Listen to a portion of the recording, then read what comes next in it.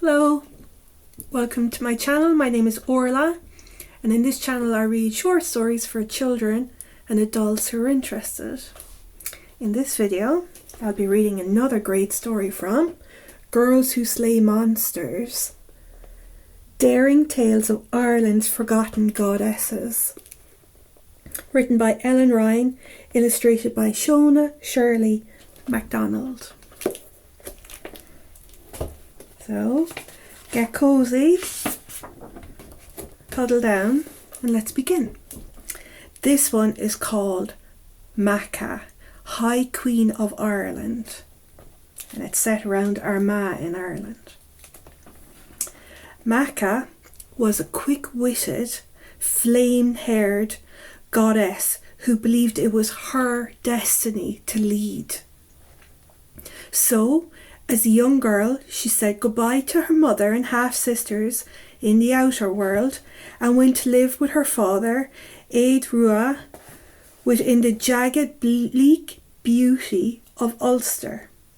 He was a powerful fire god and High King of Ireland, and since he had no sons, Macha assumed she was the obvious heir to the throne.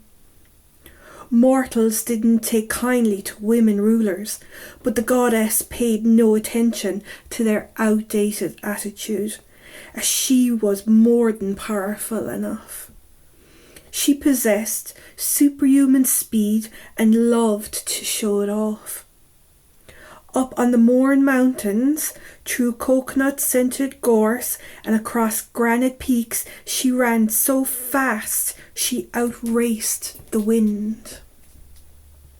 Éed Rua couldn't have been prouder, but he was worried that Macha's accomplishments came too easily. Her skills were so natural to her that she didn't need to make much effort, yet she always expected to succeed.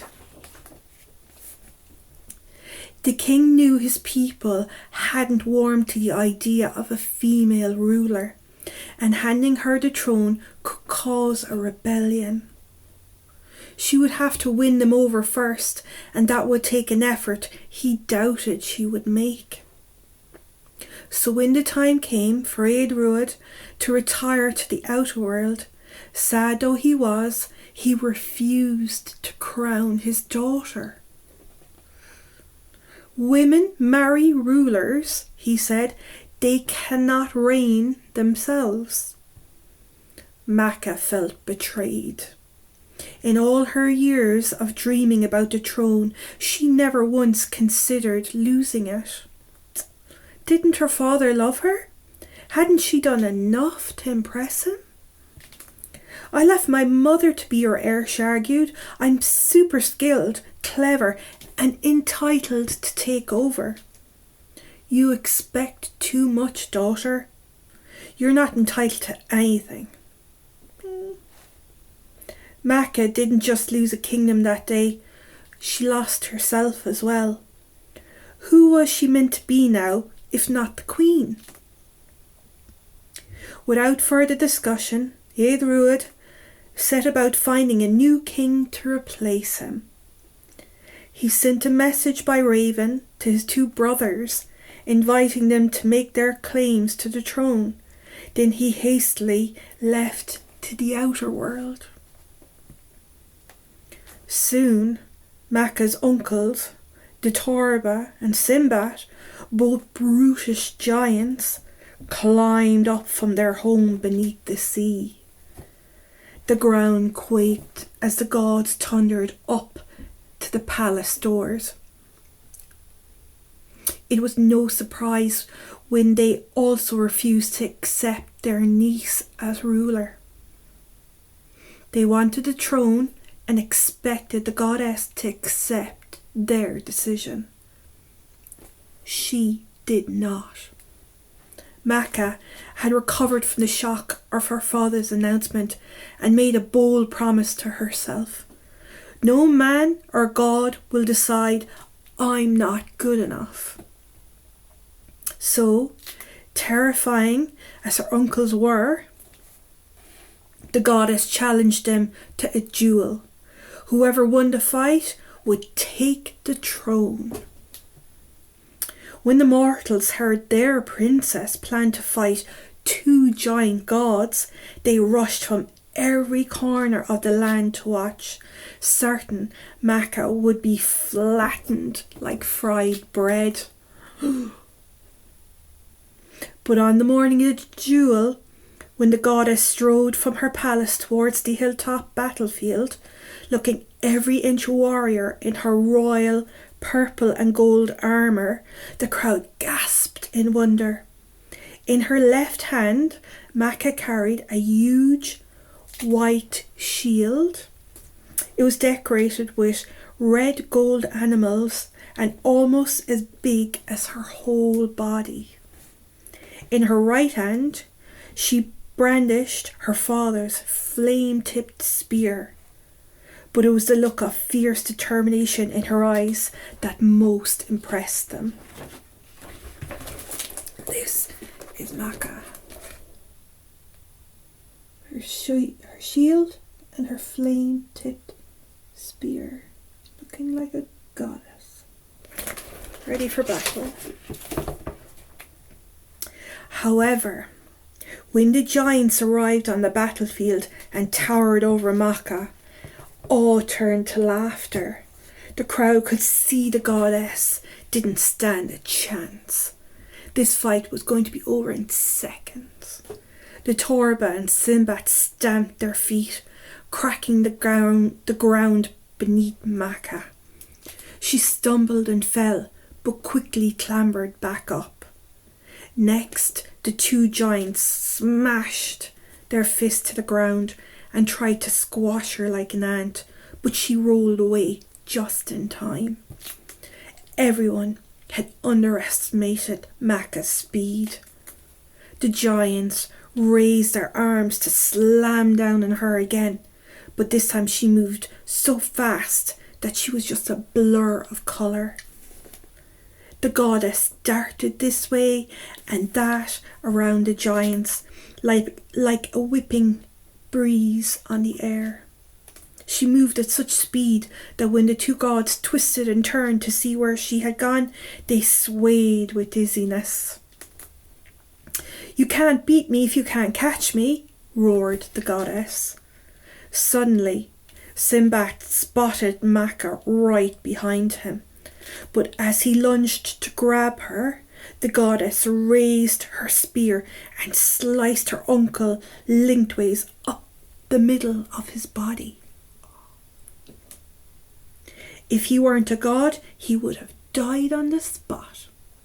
Instead, he managed to drag his wounded body back to the sea, cursing and shouting in pain. The Torba looked on in shock, but before he had time to attack again, the goddess ran up to his head and sliced off his ear. The giant roared in agony as Macha jumped back to the ground.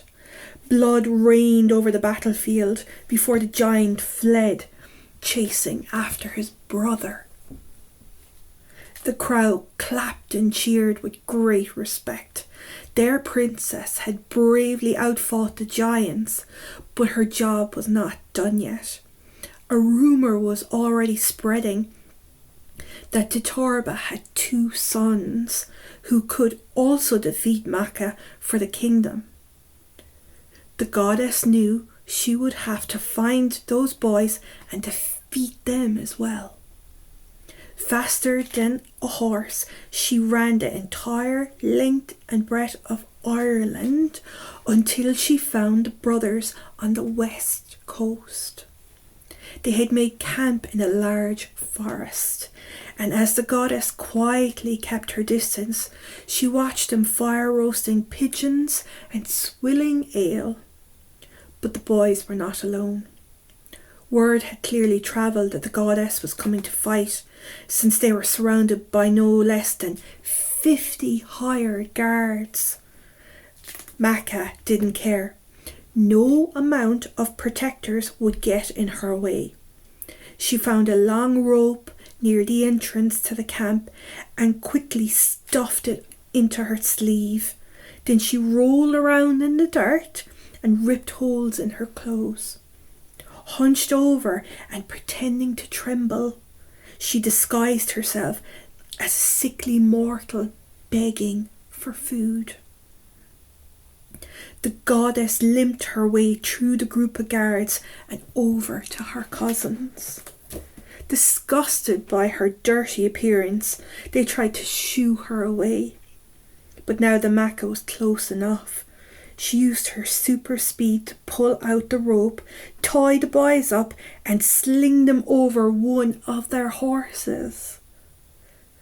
Before the guards had realised what was happening, she had jumped onto the horse and ridden away with the Torba's sons. Go, Macha.